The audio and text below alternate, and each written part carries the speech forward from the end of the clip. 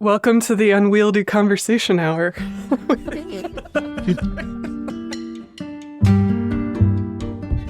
I'm Tara McMullen, and this is What Works, the show that rethinks work, business, and leadership for the 21st century economy. I believe in creation and creative work and all of these things. I feel like one of the things that's been happening is that creation and content creation and the creator economy have become over time conflated, or the creator economy is sort of eating creative acts. That was longtime friend of the pod, Kate Tyson. She and I, along with another longtime friend of the pod, Charlie Gilkey, decided to have, as Kate said, an unwieldy conversation. The reason? Well, for lack of a more concise description, we wanted to put our heads together and talk through this particular moment on the internet. It's a moment that I've called the social media apocalypse. But really, we're talking about the even more dystopian creator economy. So I was like, I don't think the creator economy should exist. And then I think to both of you, I was like, I don't think I can really say that out loud, though. That feels like some kind of third rail that I'm not sure I want to get into. And then I think you were both like, no, we should get into that. And I've come around. I think we should get into it. But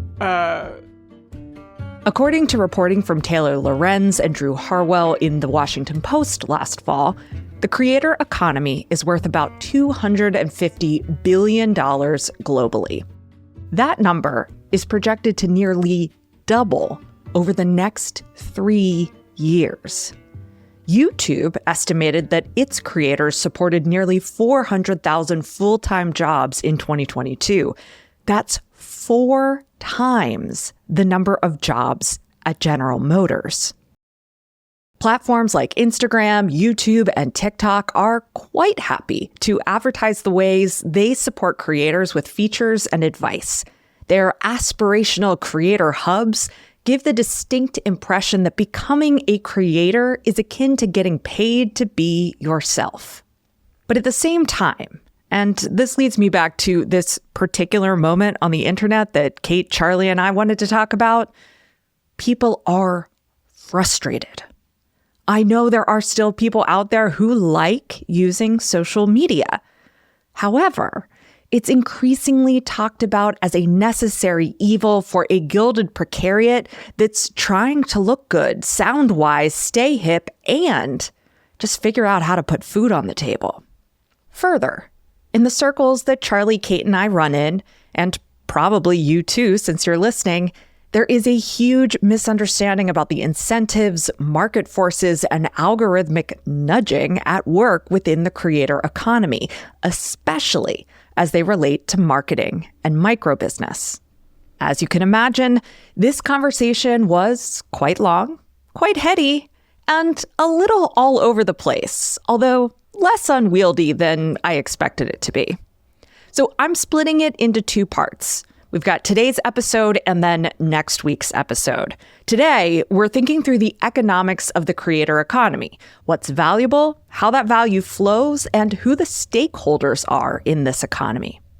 Next week, we'll talk about some of the business mechanics in the creator economy and the impact of enshittification on both creators and their content. I'm going to keep my interruptions to the conversation to a minimum, but I will jump in a few times to clear things up or point out something extra important, or just to make sure you're following along. Finally, you do not have to identify as a creator for this conversation to be relevant to you. All of us do work that in some way intersects with the so-called creator economy. And at the least, you consume information and ideas on the internet. We approach this topic as business owners who also make a lot of content in various forms.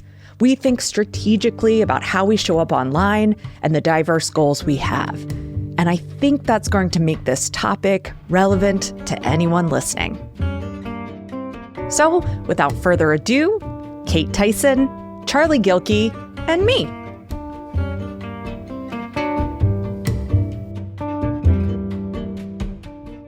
One of the things I was thinking about, and I guess this pertains to like, who's this for, is that like, I think I was getting confused because I don't think people are actually clear on what they are trying to do. So people are getting confused about like, am I marketing? Am I just being an artist? Am I just getting to do the thing I love, but I actually need to make money off of it because that's what the economy tells me, or because everything's so precarious, that's the only way to do it. So I feel like there's some like threads that if we can, I'd love to try and like make some sense of around what is actually happening in that muddy soup. Yeah. Well, I think that might be a good place to just kind of dive in, because I do think that defining the term creator economy is really important, because I think actually a lot of the people that this conversation matters to either don't consider themselves part of the creator economy, or they know that that label is being applied to the kinds of things that they're doing online. But Kate, to your point, they can't reconcile like their activities and their goals with this kind of bland, beige, weird, amorphous thing that we're calling the creator economy. Which might be because we can't, actually, yes. Because these larger economic forces and these platforms have a set of values and things that they're trying to do that are, by definition, going to be misaligned most of the time with what we are trying to do and how we're trying to thrive as individuals. Boom, done. We're done. It was wonderful to see you all. Well, okay, so on that note, let's start with the first word in the phrase, creator. Who would you put in the bucket of creator and or creative within this larger system? And do you consider yourself a creator? So the distinction I'm making between creative and creator is when I start applying creator in the context of this conversation, I mean someone who is taking their creative skills to market and selling those in different ways, whether it's via video content or whatever content it is. Like, when that's the distinction. So when I said creatives, I allowed people who are not entrepreneurs and trying to sell that in the marketplace to do their thing. But I think in the context of our conversation, creator now means someone who is dollarizing, economizing their creativity on the different platforms that exist via, YouTube. We can go down the list of those, but that's the most specific I can be on that, because if I go more specific, I think it starts to exclude a lot of people who would then put themselves in that camp. I co-sign that. I think that makes sense to me. It's weird. I sort of am a reluctant creator. Mm-hmm. I joined what we now call the creator economy back when it was blogging. Right. So I think we have 3 bloggers here. And as the creator economy got bigger and expanded around us, we realized that, we're not just bloggers. We've got podcasts, we've got video, we've got social media stuff, we've got communities, and there's just all sorts of different ways and vehicles for parsing out that creativity and advice and counsel in different ways. So I kind of consider myself a creator because I'm more than just a blogger and author. But when I see, like, if I get into comparisitis and like people on YouTube and people on doing this and doing all the things, I'm like, well, I'm not doing that. That's way too much. Like, I'm mostly writing and talking centered when it comes to how I'm a creator in this world. So yes, reluctantly. Well, in my constitutional rebelliousness, it will become as no surprise to you both that I don't think I've ever used that term for myself. No, I mean, I think of myself as an artist, and I think of myself as a creative, and I've never thought about myself as a creator. And I think part of that's because, again, constitutionally rebellious. Like, I don't know that I've ever done things in a way to try and follow the economy around how one should produce content or like put work out into the world. And that's mostly because I just like can't. Because if it feels like what I should do, I'm not going to do it. So some of that's just about my own particular makeup as a human. And I remember this, when I was an art student, kind of confusing my professors because I was pretty adamant that I didn't want to make my money from artwork. Like, I just did not want to go down a professional path around that. And I think I've been consistent about that my whole life. And that's really for me about not wanting to like stress myself out by having my creative output be the thing that my livelihood is dependent upon. Because I know for me, that is a road to some kind of like abysmal future that, it's just not how I work well.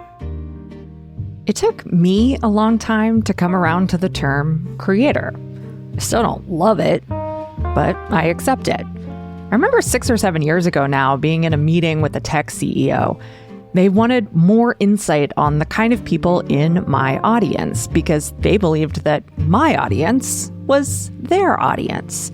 And they kept calling my audience creators. I gently pushed back. I said that people in my audience don't think of themselves as creators. They're not trying to make money from the content they post. Their content is marketing for their small businesses that sell products and services and subscriptions. I mean, honestly, I still think that. My guess is that you, person in my audience, only ever plan to generate revenue from your content indirectly, if that. You don't ever expect to be paid for your content. I'm sure someone out there does, but most of you, no. What's changed, why I've come around to the term creator, is that I have become a creator. I sell access to my content directly. I get paid to write articles. I've always created a lot of content and I've always seen it as a core business function. But now it is my business. So there's our take on who's a creator and whether each one of us is. Let's take a closer look at one of the fundamental market forces in the creator economy. Well, first off, we have the economization of creativity. And that's kind of this idea that if you have some creative outlet, you should start putting dollar signs to it. And it kind of becomes from a hobby to something that you become prosumer. And then eventually you go pro, right? And in that journey, so many people get lost with that very basic assumption that we have to dollarize creativity. Like you can't just have it and use it and channel it because. You have to find these other reasons, and you have to sell it, so on and so forth. And that's where so many people get stuck. And then we go to the platforms that have their own ends. Just the very basic concept of digital sharecropping that so many people don't understand, right, as a part of this work. And we spend so much of the time, and even Substack now has, with the introduction of notes and what they're doing, we're doing a lot more sharecropping than people think. And that's different than it was even last year this time. Okay, what is digital sharecropping, you ask? First, sharecropping, the way you might have learned about it in history class, is a system of land management in which the landowner allows tenant farmers to work a share of land in exchange for part of the crop. In this way, the landowner profits from land ownership by virtue of others' labor. Now, digital sharecropping is a term coined by Nicholas Carr in 2006 that basically describes how the internet functions today. I'm going to read straight from Carr's 2006 post. His explanation is a bit lengthier than I prefer to quote, but he really describes it perfectly. Carr writes, quote, "What's being concentrated, in other words, is not content, but the economic value of content. Platforms have realized that they can give away the tools of production, but maintain ownership over the resulting products. One of the fundamental economic characteristics of Web 2.0 is the distribution of production into the hands of the many and the concentration of the economic rewards into the hands of the few. It's a sharecropping system, but the sharecroppers are generally happy because their interest lies in self-expression or socializing, not in making money. And besides, the economic value of each of their individual contributions is trivial. It's only by aggregating those contributions on a massive scale that the business becomes lucrative. To put it a different way, the sharecroppers operate happily in an attention economy, while their overseers operate happily in a cash economy." All right, back to Charlie. I think starting with Kate's provocation and sort of unwinding it from, what are we actually talking about here? Is this the Wittgensteinian language game to where like we can't precisely define it, but we know we know it's a realm of thing, which is why this actually, like, we're confused, but we can't get clarity at the same time. And that's a very frustrating position to be in for people whose business it is, or whose business becomes trying to get clear what to do with these platforms and content. Well, okay, so on that note, I think it leads us to another term that I'd like to parse before we move too much further, which is art versus content. And Kate, I know that you have opinions, so why don't you share them? I don't, and I also was thinking, I was like, God, I hope they have a way to talk about this, because I don't know that I have a good way to talk about this right now. I think probably as I was trying to like think through this whole conversation, I made my head spin a little about it. But what I think what I was trying to parse out is it's not that art doesn't exist within commerce and markets and isn't something that people make livelihoods out of and sell and stuff like that. And it's not even something that doesn't follow market trends, because that also happens. And so this is where I was trying to figure out, like, well, where's the distinction then? Because there is a way in which artistic practice and output allows certain kinds of expression and types of creation that content creation tries to weed out. Mm-hmm. And I think that's about stuff that might not be palatable to an audience, might be mediocre, might be not saleable, or not commercialized. Like, there's sorts of like qualities, I think, that art making allows for, even in a hyper like art market, like a lot of folks exist within, that is very different from content creation. Like, I think the feedback loop is different in terms of like audience to creation. I really like the way you put the feedback loop is different. And I need to think about like what that feedback, or what those two feedback loops look like. But I think you've hit on something that I haven't heard someone else say before that I really like. For me, content can be neutral, right? It's just a particular form in which a piece of work shows up, right? And I can, at the same time that I can see, in the broader conversation we're talking about with the creator economy, if we're talking about marketing, if we're talking about platforms, what is often implied is content that meets, like it fits into the different shapes and holes that the systems need for it to work, right? And that piece is, I think, fundamentally different than what we might call formless art, that is not trying to find those particular, like, this triangle piece of content goes into this triangle hole. This square content goes into that square hole. It's just what it is because of how it needs to be expressed. And so for me, that's what I would say. It seems like the point of creating art in that way is to create art. In the way we're talking about it in a creator economy, the point of making content is to get an outcome. Yep.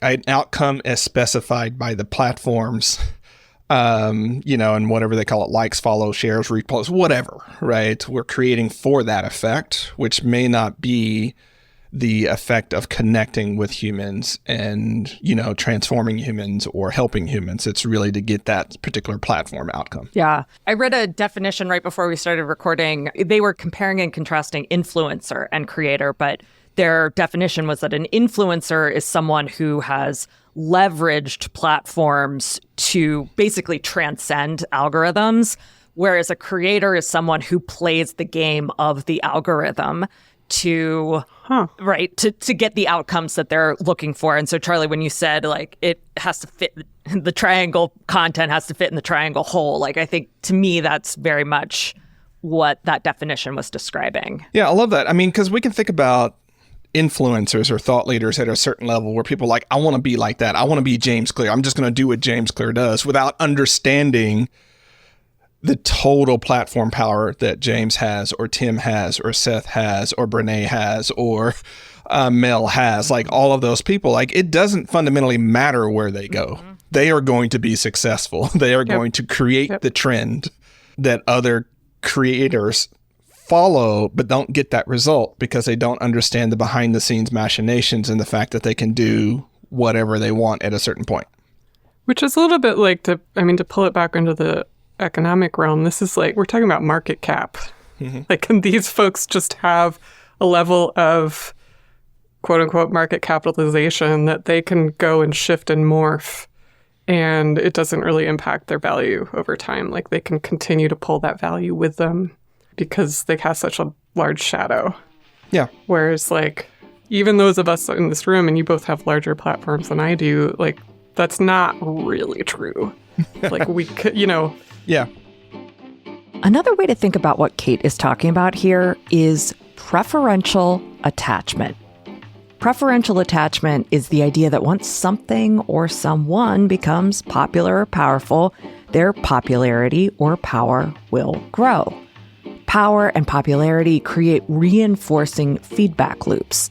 The more popular something is, the more likely someone is likely to see it and decide they like it too, making it even more popular.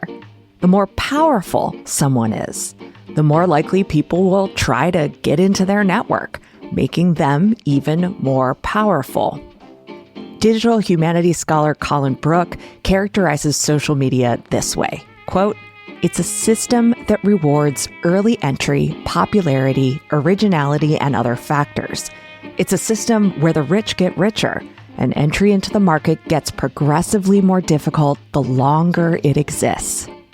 Well, and we see that because that person can have their own platform power, right, Yep. at a certain size, and can become the Jupiter of their industry, which means everyone just sort of drug along with them, right? Because they're winning, they continue to win. So if you become the true Amazon bestseller for your category, it is incredibly difficult to be toppled, right? Because it's going to keep feeding that. More people are going to buy it, and it's going to keep feeding that. Okay, we're at about the halfway point in today's episode, and I want to pause here for a moment to recap. So far, we've talked through who a creator is and why we might respond to that term in a variety of ways, depending on our orientation to the work we produce and the businesses we run.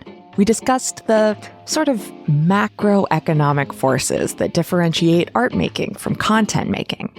We talked about digital sharecropping and preferential attachment.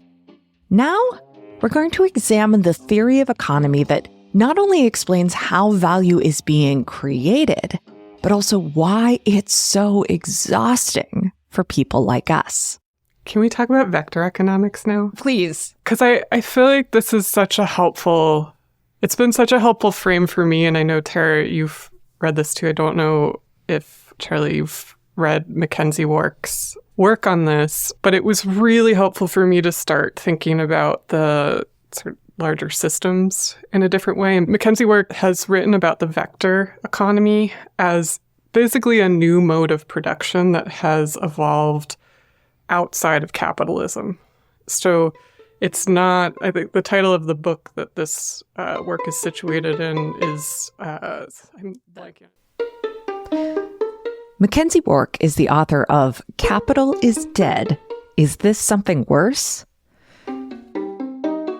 I loved this book, and I wrote about her ideas last fall while examining why the revenue promises that marketers make always seem to go up, often to ludicrous levels. In Capital is Dead, she explains that capital is dead the way God is dead. That is, by proclaiming capital's death, we free ourselves to describe today's political economy without relying on the seemingly eternal nature of capital and its machinery. Wark argues that we keep adjusting our understanding of capitalism in order to fit reality, rather than simply describing reality for what it is. Wark sees our current political economy as one based on vectors of information and data rather than labor and production. This new form of value production, which has been around now since at least the turn of the century, creates new class relations, the hacker class and the vectorialist class. For Wark, the hacker class is made up of those tasked with continually creating something novel from their experience, expertise, and perspective of the world around them. For some, it's code, but others create political hot takes, video essays, books, newsletters, art, songs, vaccines, social media posts, live streams, and heck, podcast episodes. She writes, "We are the hackers of abstraction. We produce new concepts, new perceptions, new sensations hacked out of raw data. Whatever code we hack, be it programming language, poetic language, math or music, curves or colorings, we are the abstractors of new worlds." In other words, if you're listening to this, I'm nearly 100% certain you belong to the hacker class. Their sort of thesis is that we have a new mode of production that's based on ownership of information, not means of production. And so those that have power are able to extract value most in this current economy are the owners of information. So Amazon, Meta, those kinds of things. And it's not that this has supplanted capitalism entirely, because we still have those kinds of modes of production, but in the sense that economies are always made of different types of isms happening.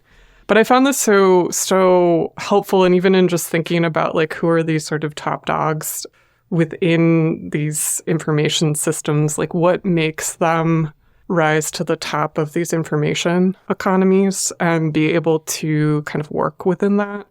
And then the other part that I have found extremely helpful, and I think is helpful to think about in terms of this conversation, is that it also creates a different class dynamic and a new class relation outside of like the traditional capitalist owners of the modes of production and worker and labor.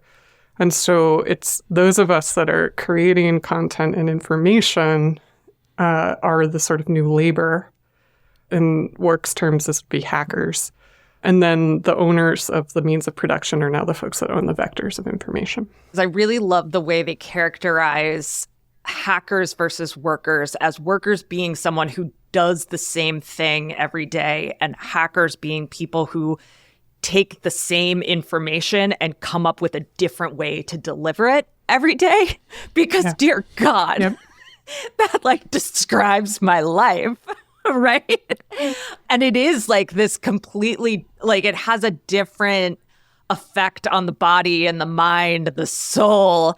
You know, Sean and I were just talking about sort of the, you know, he gravitates to that more manual, routinized labor so that he can leave the rest of his creative brain free. And like how that fits into this whole thing and like where that falls in a class order is like really interesting to me. But it starts to explain things to me, like this sort of return to like pottery and bread baking and sort of things that don't involve intellectual work in the same way. And it also kind of explains some of the mechanisms of platforms and like what they demand of us. Something like you should publish your newsletter weekly. Like constructs like that, and sort of the way that we kind of accept the norms of how we should be creating and what that looks like.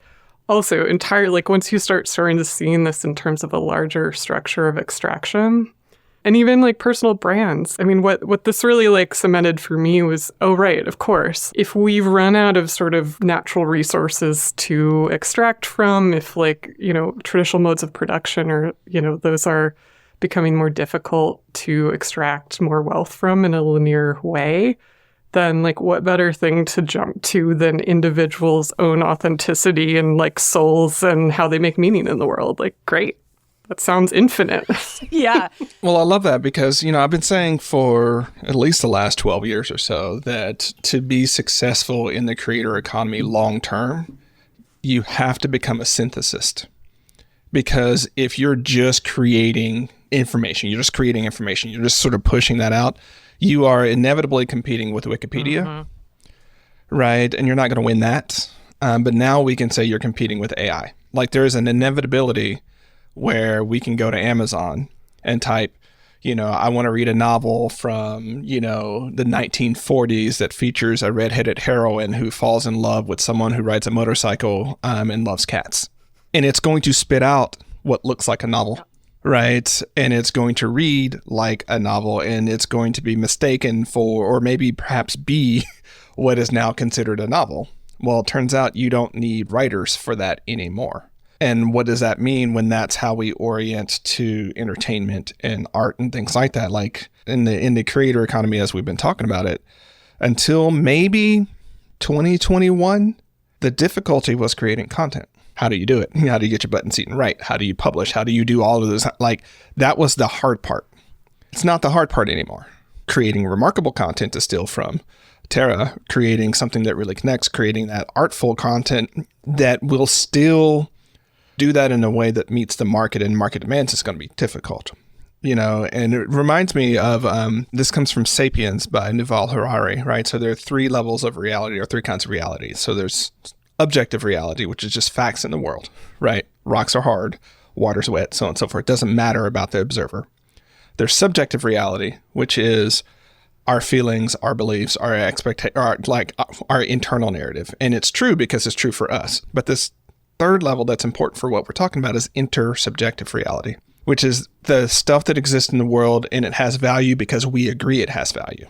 What we've done over the last 20 years or so is we've created virtual social goods, things that don't have any inherent value whatsoever, but they become valuable because we say they have value. So, high schoolers who are obsessed about how many likes their post get now, that didn't exist when we were in high school. And so it had no value, but because enough people care, that is something that now exists. And so whether we like it or not, we have created a new virtual social good that can be exchanged and parlayed into other goods. And that's what we do with social goods. And I don't think enough people are really thinking about what are the virtual social goods that actually are important and relevant to me in my life and livelihood, and which ones can I opt out of. I think there's a significant misunderstanding of what is valuable for people versus what's valuable for platforms. So that, we can say, oh, that reputation that you've built on this platform is a valuable social good. But we're thinking of that in terms that the platform supplies as opposed to the effect it has for us. And like one of the things I've been kind of really thinking through a lot lately is we take actions because they're effective. The question is what the effect is, right? And so if we're creating these virtual social goods, we're doing it because it's creating an effect, but that effect benefits the platform a hell of a lot more than it benefits me. And until I can swap that, if I can swap that, if I can recognize that, then that virtual social good doesn't actually have any value to me. Now, that's the funny thing, like, about those virtual social goods, is we run into problem as people when we stop questioning whether the social goods are actually good for us. Maybe on Substack, it's more people being like, I don't know that more people DMing me. That attention is a good that is actually good for me, right? So this is using Michael Walzer's view of social goods from spheres of justice. But the problem he points out in that book is where you get societies that aren't operating well is one sphere gets too powerful. So when the religious sphere gets too powerful and the social goods become dominant, then you have problems, right? And you don't have other mediating spheres. What I would say if I were going into full-on philosopher mode is that platforms have created another sphere of society. And when it becomes too dominant that it can't be regulated, that our politicians turn it over to the platform owners to regulate themselves, right? Just things like that is where you see that one sphere of our culture has gotten imbalanced, and you have to create and pull some of the other spheres to have a rectifying force on that. And that's not where we've gotten to yet, because so many people, I don't think, are really recognizing the power that platforms have in our lives. Like, and not just the vanity stuff, but just like real getting paid and getting jobs. And we need to know that and need to operate accordingly. Yeah. Well, and the thing that started coming to mind as you were talking was this has been happening on Instagram I don't know for how long, but these posts that folks make, especially with larger platforms that it's part of their business, where there are for the algo posts, where I see this happen all the time now, and it's usually like folks that have some sort of capitalist critique. They're very aware of the trade-off that they're making with having their content on this platform, but also this sort of like, I need the platform for my business. I hate the platform. The platform is abusing me, but I still have to participate in it. So there's that sort of dialogue in the background. But there's a lot of folks that post, they're usually selfies. Mm-hmm. And the sort of tagline that people always say is like, for the algo, now let me tell you the thing that's really important. So there's like this sort of phenomenon that I've noticed that folks are like, there's almost like this sigh wink of like, all right, I'm going to feed the beast. And then can we go talk over here about what I actually want to talk about? Can I ask a clarifying question? Yeah. When they're feeding the algo, is it the post itself just posting that's feeding the algo? Is it the posting a photo with a face in it that's feeding the algo? Like, what is the actual... Yeah, it's basically, I think it's people clocking what the algorithm is privileging at any certain point. And so, like, we know that Instagram likes Reels. Like, we know that Instagram likes pictures of faces as opposed to products. So it's sort of like, you know, priming an audience to be like, here's a picture of me, still here, thanks for coming, to boost some visibility. So it might be like the first slide in a post, or it might be the beginning of a story. And then from that, so it's like something to pull people in to grab the algo as a means to try and get visibility to the thing that your audience actually cares about, that you care about. Thanks, because my reach sucks. Yeah, well, because you don't put your face on it anymore, Tara. Years. Look, at the risk of getting myself fired from this call, right, we know that there are certain ways you can produce content on Instagram that would increase your reach. Yes, I know. That are just not authentic with who you are. I mean, we see the same thing on LinkedIn. Like, one of the things that pisses me off about LinkedIn is that you have to do the stupid link in comment, right? Because if you write content and you put a link in there, LinkedIn is going to be like, nope, we want to keep people here. That's your job. What they're essentially telling us is your job, Charlie, is to keep people on this platform. And anytime you try not to do that, we are going to penalize you. Right. So we have to do the stupid, like, we'll write the content and we'll say link in comment.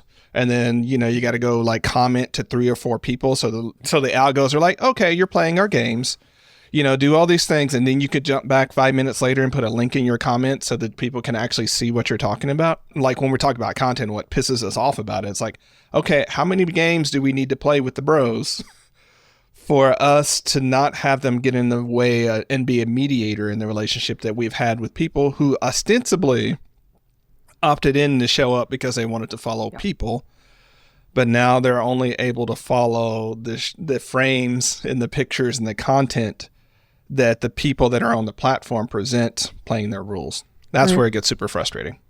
So it seems the platform is now abusing you because it's amassed enough followers and users and like people within its ecosystem that it doesn't have to be in service of the users anymore. So now, you know, it's gotten to this point where there are all these folks that have businesses that are now dependent on platforms. They know it's not working for them and the value the thing they're actually care about and want to create. And even I would say the thing that their audiences care about. So we're kind of like trying to have this conversation between self and audience and business and audience, and like, and that's relational and it's real. Like, I don't want to dismiss that as something that, you know, that's very valuable. And then there's this sort of like third elephant in the room, which is like, oh, but we got to deal with this platform over here. It's part of our conversation too. This is what's at the heart of the creator economy. The concept of the creator economy is predicated on peer-to-peer exchange. It's a supposedly disintermediated economic structure. I can do business with you, you can do business with me. Value flows freely between interested parties. There are no gatekeepers, no institutions deciding who gets to publish or speak or present. But That's not actually how it works, is it? Instead of a human gatekeeper with taste and personal preferences, there's code. Instead of an institution rooted in tradition or public support, there's a for-profit corporation beholden to shareholders and often operating in economic realms that regulations and laws just haven't caught up with yet. Platforms present themselves as mere tools or free marketplaces. But in fact, their logic is woven into every transaction we make in the creator economy, be it a like, a share, or a purchase. Platforms don't stand by and let peer-to-peer exchange happen. They're not absent from these relations. The creator economy isn't peer-to-peer. It's peer-to-machine-to-peer. I finally got this while reading Richard Seymour's The Twittering Machine. He writes, quote, "They have created a machine for us to write to. The bait is that we are interacting with other people, our friends, professional colleagues, celebrities, politicians. We are not interacting with them, however, but with the machine. We write to it, and it passes on the message for us after keeping a record of the data." Here's the thing, though. It doesn't only keep a record of the data. It also decides whether or not that message gets passed on. And as Charlie said, the machine is optimized for its own goals. It doesn't care that others have opted in to follow us. It's programmed to deliver the output that the platform coded into it: time on site, engagement, ad delivery. And at the end of the day, those outputs all come out in the wash as shareholder value. The most powerful people in the creator economy, therefore, aren't creators. They're not influencers. They're not even software engineers. They are the shareholders that dictate what's valuable to tech CEOs who dictate what's valuable to the code that runs their platform. I know, Tara, you've written about this and put it in our notes, which is that sort of like people think they have a marketing problem, but what they actually have is a discovery and distribution problem. And I might even extend that and say, like, we have a larger economic problem. Like, it's not even, it doesn't stop there. Kind of like, to your point, Charlie, part of that game of trying to get around the rules that are around digital sharecropping, to use the term you brought in, it also distorts what we're creating. Because if your stuff's not performing well, because you're an individual just trying to make it, you might be aware that the algorithm's doing some shenanigans to tank your views or like whatever you're trying to, whatever kind of feedback loop you're trying to create there. Because I notice this all the time for myself, is like there's this doubt that creeps in about your own work, what you should be doing, like, is this the right thing to be publishing? And like, I know that's kind of inescapable for folks, because their work's being mediated by platforms. And so when you have these distribution problems come up, even if you're aware that the algorithm is slapping you on the wrist when you're posting the way it doesn't want you to, I feel like there's still this effect on kind of what you start thinking about publishing and how, what you create and what you put out in the world. Even if it's subconsciously, that's going to it's going to invade your work. To return to Charlie's metaphor about content from earlier, that is, creating content entails fitting triangle shapes into triangle-shaped holes. If what you make is circle shapes, but all the holes you can plug into are triangle-shaped, then you have two options. You can either make your circle shapes and accept that people won't see them until a circle-shaped hole miraculously appears, if it ever does. Or you could take your circle shapes and sand down the edges to make triangle shapes. Eventually, you'll realize that it's just easier to start making triangles and skip the whole sanding down the circles step. Making triangles might be disappointing, frustrating, or uninteresting to you, and that sucks. But algorithmic management doesn't only impact individual experiences and labor relations. It changes culture. It changes politics. It changes every other sector of the economy. Algorithmic management and the logic it emerges from have no room for authenticity, despite championing authentic experience as its chief value. If making triangles or selfies or reels or derivative life advice content is the only way my work can get passed on, and I am not a maker of triangles or selfies or reels or derivative life advice content, then either I have to find some other way to make a living, or I have to give up my circle making, no matter how authentic to me it might be. Now, that might just sound like responding to the market or giving people what they want. But to be clear, choosing to make triangles instead of circles isn't responding to the market. It's not making some economically logical decision.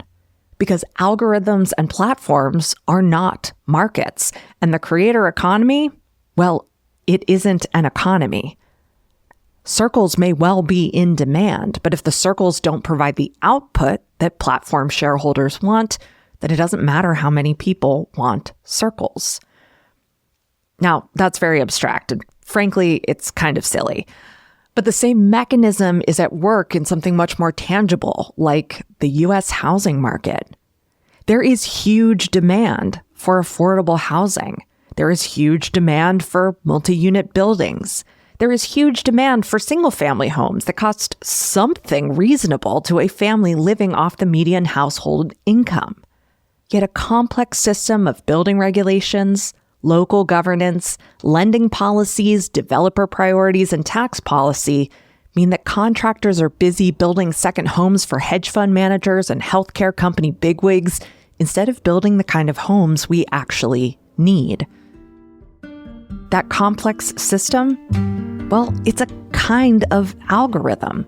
Its output satisfies a group of people with power and utterly disappoints the market.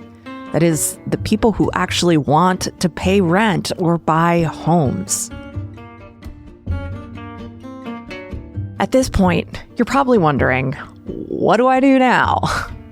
And you also probably know that I'm not going to tell you what to do. Hell, I don't know what to do. However, we can all pay closer attention. We can notice when the actions we're taking benefit someone or something that is not us or the people we care about. We can notice when we start sanding down our circles to make triangles. We can notice when we're feeding the algo and ask if there is something else we could be doing with our time. Pay attention. It's the critical next step in the journey to building something better.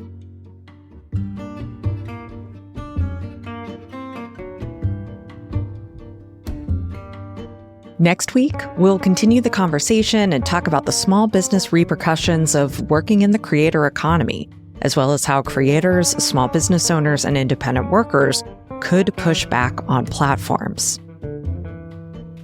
Huge thanks to Charlie Gilkey, author of Team Habits and Start Finishing, and the co-founder of Productive Flourishing.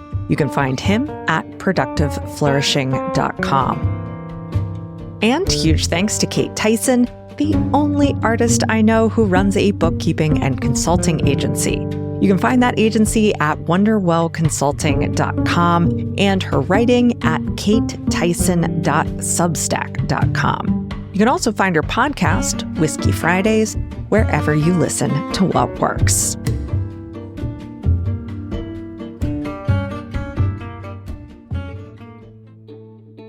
What Works is a production of Yellow House Media, a podcast production agency for people changing the way we think about culture, creativity, leadership, and work. Our production coordinator is Lou Blazer. Our production assistant is Emily Kilduff. This episode was written and edited by me, Tara McMullen. Marty Seafelt is our audio engineer, and Sean McMullen is our fearless leader and executive producer. What Works is produced on stolen land. We're grateful to the Susquehannock and Conestoga peoples who stewarded this land for thousands of years before the arrival of white colonists. The Yellow House is on the unceded land of the Ktunaxa Nation and the tribes of the